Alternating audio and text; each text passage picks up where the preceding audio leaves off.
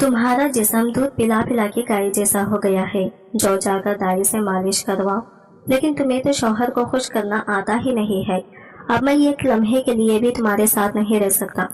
अब ये अपना बुढ़ा जिस्म लेकर मेरे कमरे से निकल जाओ। आज रात यहाँ पर मेरी दूसरी बीवी और हम सोएंगे। आज आदिल की दूसरी बीवी के साथ सुहाग रात थी।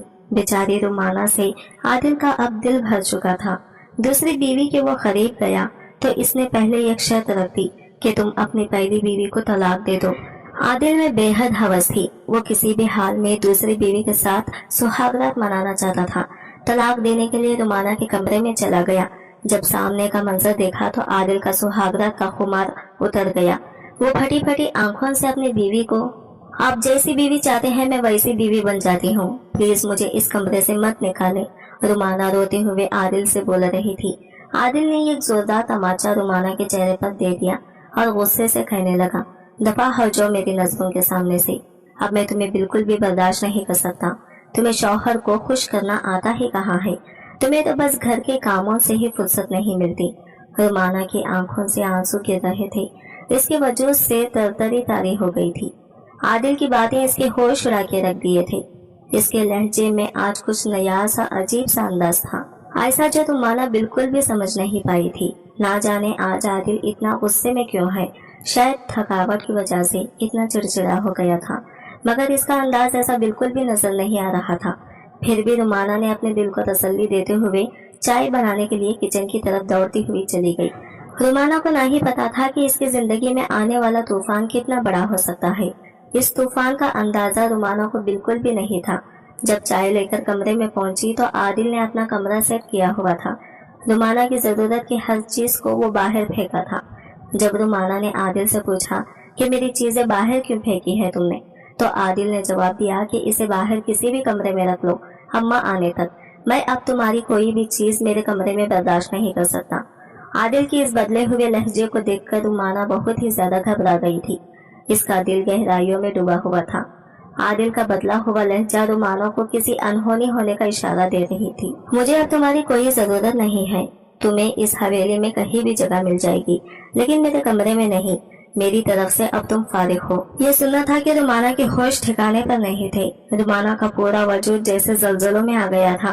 अगर वो करीबी दीवार का सहारा न लेती तो यकीनन लड़ खड़ा कर गिर जाती।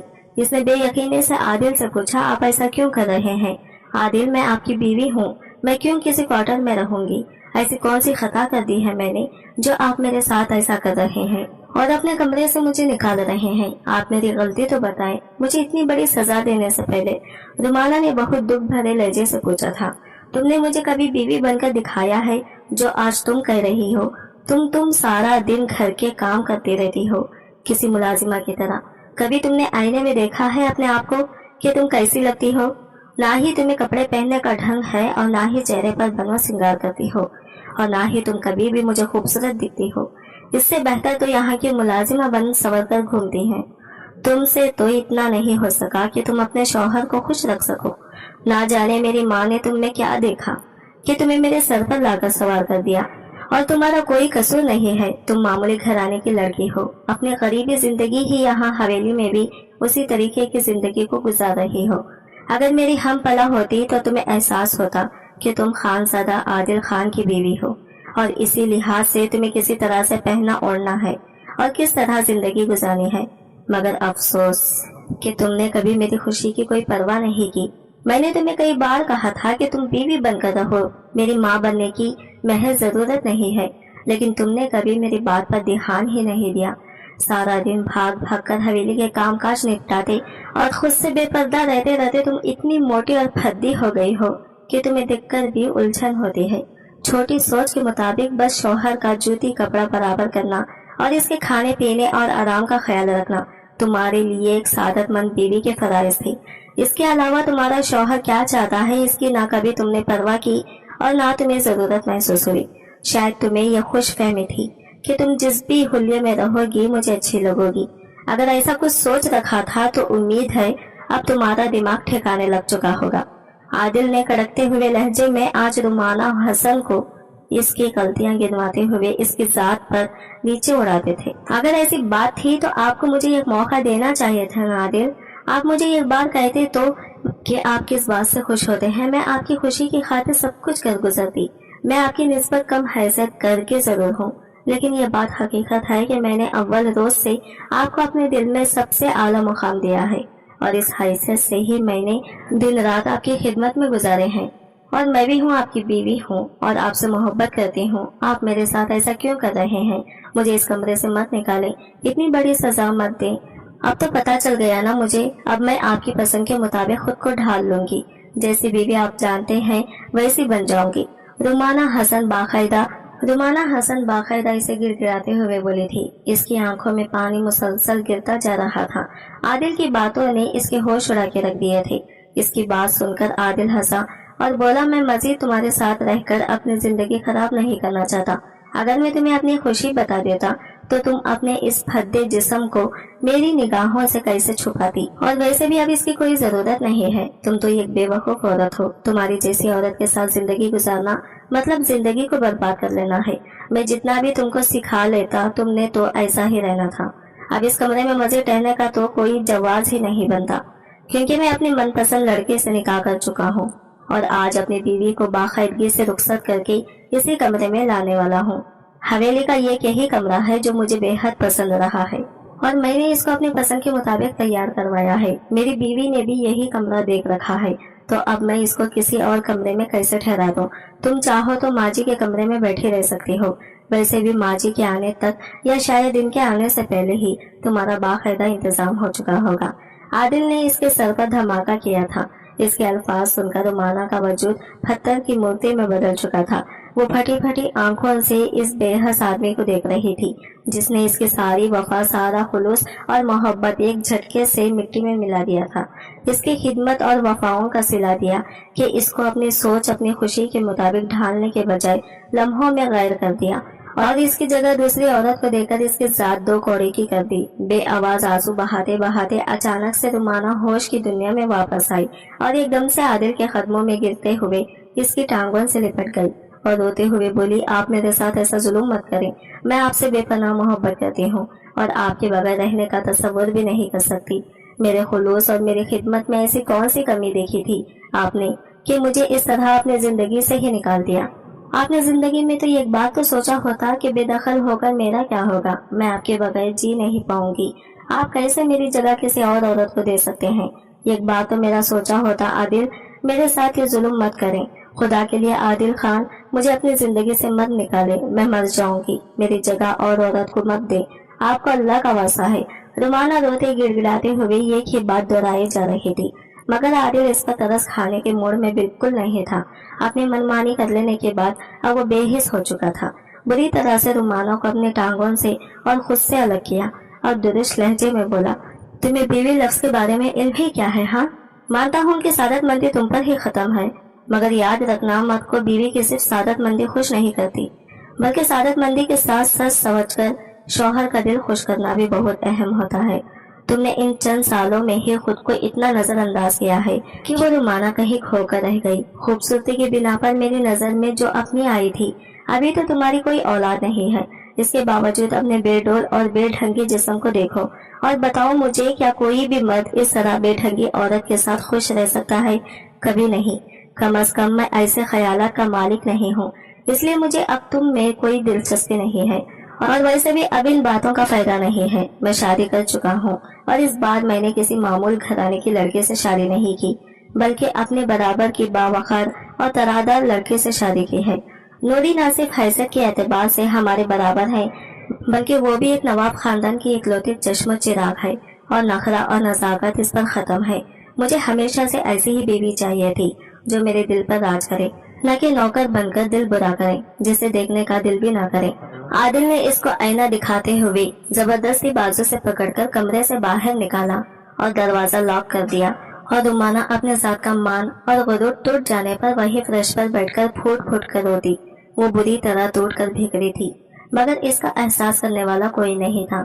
کافی دیر ہونے کے بعد اپنے ریزہ ریزہ ہوئے وجود کو باقاعدہ ٹھیستے ہوئے یہ خالی پڑے کمرے میں سامان لے کر چلی گئی تھی، مگر آج کا دن اس کی انتہائی اذیت ناک تھا۔ اس کا دل اس قدر دکھی اور غمزدہ تھا کہ اس نے مزید ایک پل بھی ضائع نہیں کیا تھا، اور عادل کی زندگی سے ہمیشہ کے لیے نکل جانے کا فیصلہ کر لیا۔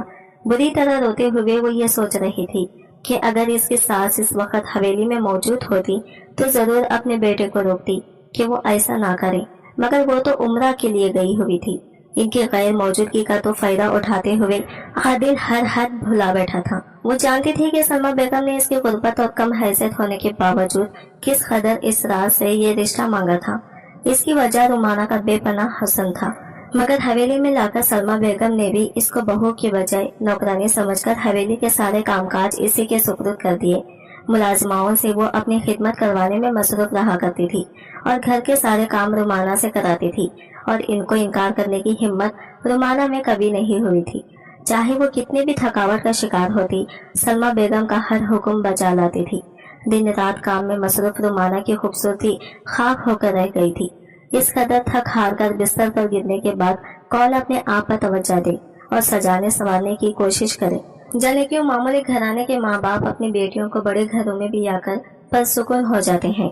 اس کا باپ بھلے یہ خوددار انسان تھا، مگر وہ کبھی ان خان لوگوں کے برابر نہیں ہو سکتا تھا جن کے پاس روپے پیسے کی کوئی کمی نہ تھی۔ کافی دیر تک اپنی قسمت پر آنسو بہاتی وہ اس بات سے بے خبر تھی کہ عادل سکھ سے تیار اپنی پسندیدہ بیوی کو رخصت کروانے کے لیے حویلی سے جا چکا تھا۔ وہ تو ابھی تک اپنے ٹھکرائے جانے کا درد برداشت نہیں کر پا رہی تھی جو کسی اور طرف دھیان دیتی، مگر پھر یہ سوچ کر رومانہ نے خود کو مزید رونے سے باز رکھا اور اپنے آنسو صاف کر لیے کہ یہ خود غرض اور ناقدری کرنے والے انسان کے لیے خود کو کیوں ہلکان کرے۔ اب جب وہ اس کا نہیں رہا تھا تو اس حویلی میں اس کا کیا کام تھا؟ کیوں وہ یہاں مفت کی ملازمہ بنے رہے اور اپنے بے حس شوہر کو دوسری عورت کے سنگ دیکھ دیکھ کر کرتی رہے؟ اپنے آنسو سختی سے رگڑتے ہوئے رومانہ نے پہلی فرصت میں اپنے باپ کو کال کی اور روتے ہوئے صرف اتنا کہا تھا، بابا آج میں برباد ہو گئی ہوں، کاش آپ لوگوں نے اپنے ہم پلے لوگوں میں مجھے دیا ہوتا، جہاں رہ کر زندگی بھر کے لیے میں مطمئن ہوتی، جہاں چاہے روپیہ پیسہ نہ ہوتا مگر میری عزت ہوتی، میری قدر کی جاتی، جو اس حویلی میں مجھے کبھی نہیں ملی۔ میری کبھی بھی اس طرح سے قدر نہیں کی گئی جیسی قدر کی میں حقدار تھی، اور اب تو یہاں رہنے کا جواز بھی ختم ہو چکا، میں خالی ہاتھ رہ گئی۔ بابا میرا تو سب کچھ برباد ہو چکا ہے، کچھ بھی باقی نہیں بچا، اور میں اب مزید اس حویلی میں نہیں رہ سکتی، اور خدا کے لیے اب آپ مجھے کوئی نصیحت مت کیجیے گا اور پہلی فرصت میں یہاں پہنچے اور مجھے لے جائے۔ رومانہ روتے ہوئے اپنے بابا سے درخواست کی تھی، اور اکبر حسن جو پہلے ہی اپنی بیٹی کو اتنے بڑے گھرانے میں بیاہ کر ہر وقت بے چین رہا کرتے تھے، بیٹی کے رونے پر بے تحاشا گھبرا گئی اور خود کو روک نہیں پائے۔ پہلی فرصت میں حویلی کی جانب روانہ ہو گئے۔ اکبر حسن قریبی گاؤں میں رہتے تھے اور چند ایکڑ زمینوں پر خود ہی محنت کر کے اپنے گھر کا گزر بسر بہترین انداز میں چلا رہے تھے۔ البتہ بیٹی کی سسرال کی نسبت ان کی مالی حیثیت نہ ہونے کے برابر تھی۔ اس وقت بھی وہ زمینوں پر ہل چلا کر جلد از جلد اپنا کام ختم کرنا چاہ رہے تھے، مگر بیٹی کی کال آتے ہی اسی ٹریکٹر پر بیٹی کو لینے کے لیے روانہ ہو گئے۔ سارا راستہ خیر کی دعائیں کرتے بھوکلاہٹ میں بیٹی کے پاس تقریباً ٹریکٹر اڑاتے ہوئے پہنچے تھے، اور جیسے ہی وہ حویلی کے دروازے پر پہنچے تو عادل اپنی بارات لے کر واپس لوٹ چکا تھا اور حویلی کا مرکزی دروازہ کھلا تھا۔ پوری حویلی شان و شوکت سے سجی ہوئی تھی، دلہن کی طرح سجی ہوئی چند بڑی بڑی گاڑیاں تیز رفتاری سے حویلی کے اندر داخل ہو رہی تھی۔ یہ سب کچھ اپنی آنکھوں سے دیکھتے ہوئے اکبر حسن کو اپنی بیٹی کے الفاظ کی سنگینی کا اندازہ ہو گیا تھا۔ عادل رومانہ کی دلی جذبات سے بے خبر نہایت اطمینان سے دلہن کو گاڑی سے اتارتے ہوئے اونچی آواز میں ملازموں کو پکار رہا تھا، جس سے رومانہ کو بھی بارات کی آمد کا علم ہو چکا تھا۔ تب عادل اس کے پاس پہنچا اور بولا، جلدی سے اچھے سے چائے کا انتظام کرواؤ، کھانا ہم لوگ کھا چکے ہیں، مگر میرے سارے دوست اور دوسرے مہمان چائے پی کر جائیں گے، اور سنو، دودھ پتی تیار کر کے ہمارے کمرے میں پہنچا دو، میں نہیں چاہتا کہ میری بیوی کے لیے دودھ یا دوسرے کھانے پینے کی اشیاء کوئی ملازم تیار کرے۔ اکبر حسن بھی حویلی میں داخل ہو چکے تھے اور خاموشی سے ایک طرف کھڑے اپنی بیٹی کے ساتھ ہونے والی ناانصافی کو اپنی آنکھوں سے ملاحظہ کر رہے تھے، جس کے سر پر سنگ دلی کی انتہا کرتے ہوئے سوتن بھی لائی گئی تھی، اور اس کے بعد اسی شادی کے مہمانوں کی خاطر مدادت بھی اسے سونپی جا رہی تھی۔ اس وقت رومانہ کی آنکھوں میں دکھ اور اذیت کا ایک جہان آباد تھا۔ اس کے دل میں کس طرح طوفان برپا تھا، یہ سب صرف ایک باپ کی نظر ہی دیکھ سکتی تھی۔ आदिल जैसे खुदगर्ज और संगदिल इंसान को रुमाना की दिली जज्बात की कोई परवाह ना थी। वो बड़े इत्मीनान से हुक्म सादिर करता हुआ अपनी बीवी का हाथ थामे खुद ही सजे धजे कमरे तक छोड़ने जा चुका था। इसके हुक्म पर रुमाना के दिल में गम और गुस्से की शदीद लहर उठी थी, मगर वो खामोशी से किचन की जानिब चल दी और इसके बाबा खड़े हुए बेबसी के साथ सब कुछ देख रहे थे।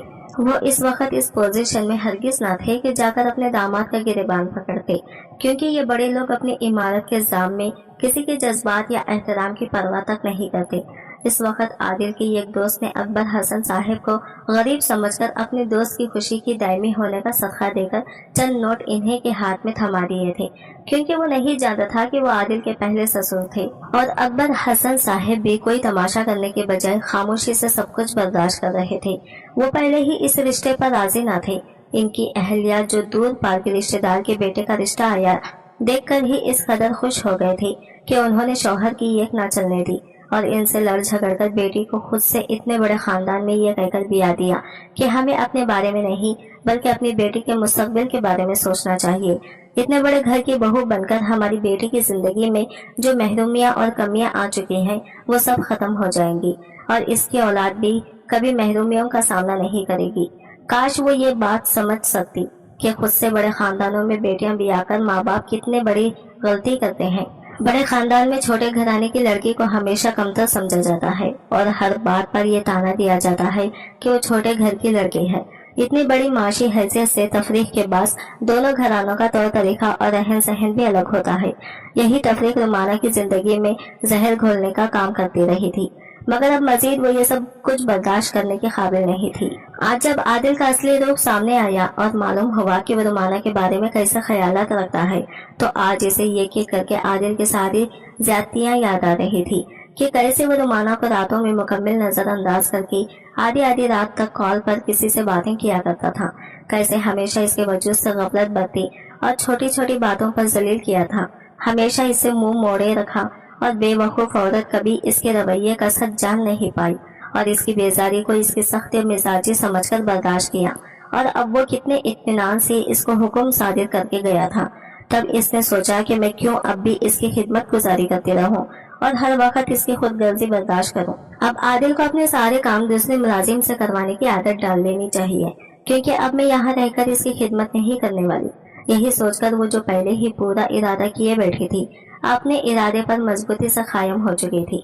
इसलिए किचन में जाकर मुलाजिमों को हिदायत देते हुए वो तेजी से वहां से निकली और अपना थोड़ा बहुत सामान जो पहले ही पैक कर चुकी थी हमला लिए बिना किसी को इतला दिए खामोशी से अकबर हसन के साथ हवेली से निकलती चली गई। आदिल दोस्तों के साथ खुशगपियों में इस कदर मसरूफ था कि रुमाना का जाना महसूस नहीं कर पाया। रात को देर तक महफिल सजी रही थी और नवाबजादी नूरी अपने कमरे में मेहमान ख्वातीन के झरमट में बेजार सी शक्ल बनाए बैठी थी। खुदा खुदा करके आधी रात को 12 बजे के बाद आदिल के तमाम दोस्त अहबाब उठकर वापसी के लिए तैयार हो गए और ख्वातीन भी दुल्हन को कमरे में छोड़कर वहां से चली गई। और इन सबसे फारिग होकर आदिल जब कमरे में आया तो ये खुशगवार लम्हात का तस्वुर करते हुए इसके लब अपने आप ही मुस्कुरा रहे थे। 100 तरह के ख्वाब दिल में सजाए आदिल कमरे में दाखिल हुआ और सलाम करके बिस्तर पर नूरी के सामने बदजमान हुआ। घूंघट पलटते हुए अपने हसीन तरीन दुल्हन को देखकर वो खुद को दुनिया का खुशकिस्मत तरीन इंसान समझ रहा था, इससे पहले कि वो अपनी हसीन और जमील बीवी की तारीफ में लब कुशाई करता। इसी वक्त नूरी ने इसके सामने एक शर्त रखी जिस पर वो चौंक कर रुका था। आदिल, तुम मेरे सबसे पहले एक शर्त मानोगे, इसके बाद ही तुम मेरे करीब आ सकते हो। अपनी नई जिंदगी शुरू करने से पहले तुम्हें मेरी हर बात लाजमी मानना होगी। आदिल के बहके हुए अंदाज को देखकर नूरी ने इसके जज्बात पर बन बांधते थे। कौन सी शर्त? आज तुम जो भी कहो मैं वो सब करने को तैयार हूँ। आदिल ने बड़ी लगावट का मुजाहिरा करते हुए कहा, ठीक है, मुझे खुशी होगी अगर तुम मेरी बात मानोगे। तुम्हें पहली फुर्सत में जाकर अपनी पहली बीवी को तलाक देना होगी, क्योंकि तुम अच्छी तरह जानते हो मैं अपनी जिंदगी में नापसंदीदा चीजें हरगिज बर्दाश्त नहीं करती और तुम्हारी जिंदगी में अपने अलावा दूसरी औरत तो हरगिज नहीं। पहली बीवी का तुम्हारा निकाह में रहना मुझे बिल्कुल पसंद नहीं, इसलिए पहली फुर्सत में इसे तलाक देकर इसके घर रवाना करो। इसके बाद तुम कमरे में आ सकते हो। नूरी ने बड़ी शान से हुक्मनामा जारी किया था जिस पर आदिल हैरत ज्यादा रह गया। मगर नूरी, ऐसा कैसे हो सकता है? और इस सब की जरूरत ही नहीं है। मैंने तुम्हें पहले बता दिया था ना कि मुझे अपनी बीवी में जरा बराबर दिलचस्पी नहीं है ना, इससे कोई अनीसत या लगाव है, ना ही मैं आज के बाद कभी इसकी तरफ नजर उठाकर भी देखूंगा। तुम इसे इस घर की मुलाजिमा समझ सकती हो, मगर तलाक देना मुश्किल है मेरे लिए, क्योंकि माजी ने अपने रिश्तेदारों में बहुत जिद करके ये रिश्ता किया था। आदिल हकलाते हुए बेराबिता से जुमले बोल रहा था। ना जाने क्यों रुमाना से लाख बेजारी के बावजूद भी तलाक की बात सुनकर बेचैन हुआ था, मगर नूरी ने हाथ उठाकर इसको मजीद बोलने से बाज रखा और अटल लहजे में कहकर, मैंने जो कह दिया वो तुम्हें करना होगा, वरना तुम भूल जाओ कि मैं तुम्हें शौहर का दर्जा देने को तैयार होंगी। तुम्हारे पास सिर्फ 1 घंटे का वक्त है, अच्छी तरह सोच समझ लो। पहली बीवी का नाम अपने नाम के साथ जोड़कर रखना चाहते हो या मेरे साथ एक पुरसुकून अज़दवाजी जिंदगी गुजारना चाहते हो? चाहे कुछ भी हो जाए, ये कमतर लड़की को अपने बराबर के दर्जे में देखना मेरी बर्दाश्त से बाहर है। नूरी ने एक बार फिर से अपनी बात दोहराते हुए वक्त भी बता दिया था और खुद आदिल से अपना रुख दूसरी तरफ मोड़कर बैठ गई। आदिल ने बेचैनी के मारे एक और कोशिश करने की कोशिश की, मगर तुम्हें यह भी सोचना चाहिए आधी रात को मैं कागजात कहाँ से तैयार करवाऊं, और वो भी इस वक्त कैसे कहीं जा सकती हूँ। तुम मुझे 1-2 दिन का वक्त दे दो, मैं तुम्हारे सामने ही सब कुछ खत्म कर दूंगा। आदिल हिचकिचाहट का शिकार था, जो नूरी की ख्वाबी निगाहों से छुपी नहीं रही थी। वो तलमलाए लहजे में बोले, कागजात का कोई मसला नहीं है, कागजात ना होकर भी तुम अपनी बीवी को तलाक दे सकते हो। तुम जाकर अभी और इसी वक्त अपनी बीवी को जबानी कलामी तलाक दे दो, इसके बाद इसका तुमसे कोई रिश्ता बाकी नहीं रहेगा। नूरी ने आंखें दिखाते हुए कहा तो ना चाहते हुए भी आदिल को कमरे से निकलकर अपनी पहली बीवी रुमाना के पास जाना पड़ा। आखिर क्यों ना जाता? नूरी और इसने पसंद की शादी की थी। नूरी को ये शादी करने के लिए अपने बाप की नाराजगी मोल लेना पड़ी थी। इसने आदिल के परेशान होने पर इससे कहा था कि मुझे कोई फिक्र नहीं है, मैं अपने बाबा की इकलौती बेटी ही नहीं बल्कि इकलौती औलाद हूँ। वो मुझसे ज्यादा दिन तक नाराज रह नहीं सकता। नवाब हाकिम खान बेटी से बेहद प्यार करता था और अपने बाप की आंखों का तारा थी, मगर इस शादी पर नवाब हाकिम खान राजी नहीं था। तब नूरी ने मजबूरन अपने मामू के घर से रुखसत होने का फैसला किया था। वो जानती थी कि इसके पास जो राज है वो राज बताकर वो अपने बाबा को बहुत आसानी से मना सकती थी। मगर शादी के बाद नूरी अपने महबूब बीवी की बात मानते हुए इस कमरे की जानिब चल दिया जहाँ रुमाना ने क़ियाम किया था। मगर कमरे में जाकर रात के इस वक्त रुमाना की गैर मौजूदगी ने आदिल को हैरत और परेशानी में मुब्तला कर दिया था। इस वक्त इसके सर पर सिर्फ नूरी को पालने का जुनून सवार था, इसलिए बिना कुछ सोच समझे काफी देर तक पागलों की तरह रुमाना को ढूंढते रहने के बाद बिला आखिर इसने एक फर्जी कहानी तैयार की और मुतमईन होते हुए वापस अपने कमरे में लौट गया। कमरे में दाखिल होकर नूरी की सवालिया नजरों को देखते ही आदिल ने झूठ बोल दिया कि मैंने तुम्हारी खुशी की खातिर न सिर्फ अपनी पहली बीवी को तलाक दे दी है बल्कि इस हवेली से भी बेदखल कर दिया है। यह गलत बयानी करते हुए आदिल ने दिल में ये सोचकर इत्मीनान महसूस किया था कि नूरी को इस वक्त इन बातों पर शक नहीं हो सकता, और अगर बाद में कभी इसे इस बारे में कुछ मालूम हो भी जाता है तो वो साफ मुकर जाएगा और अपने कहे पर ही डट जाएगा। नूरी ने आदिल के बयान पर यकीन करते हुए एक इत्मीनान भरी सांस खारिज की और फातिहाना मुस्कुराहट अपने चेहरे पर सजाते हुए खुश दिली से अपना आप आदिल को सौंप दिया था। चंद रोज तक सब कुछ बहुत अच्छे से चलता रहा था। आदिल अपनी खूबसूरत और तरादारी बीवी के साथ खुशियों के हिंदू ले में झोलते हुए ये बात अक्सर नजरअंदाज कर चुका था कि रुमाना हवेली में मौजूद नहीं थी। दूसरी जानिब रुमाना अपनी किस्मत में लिखे इतने बड़े धोखे पर बेहद गमजदा और परेशान थी। हर वक्त रोते रहने पर इसकी माँ समीना बेगम भी अपने इस फैसले पर बुरी तरह पछता रही थी। वो तो ये समझकर अपनी जिद पर डट गई थी कि इनकी बेटी हमेशा के लिए पुरसुकून हो जाएगी। नहीं जानती थी कि हवेली में रहने वाले लोग हैसियत में इनसे जितने ऊंचे थे, दरअसल इखलाक के लिहाज से इतने ही गिरे हुए थे। आज की वीडियो कहानी आपको कैसी लगी कमेंट करके जरूर बताइएगा, और वीडियो अच्छी लगी है तो लाइक शेयर जरूर कीजिएगा, हमारे चैनल को सब्सक्राइब करें फ्रेंड्स। मिलते हैं अगले वीडियो के साथ, तब तक के लिए बाय बाय, टेक केयर, अल्लाह हाफिज।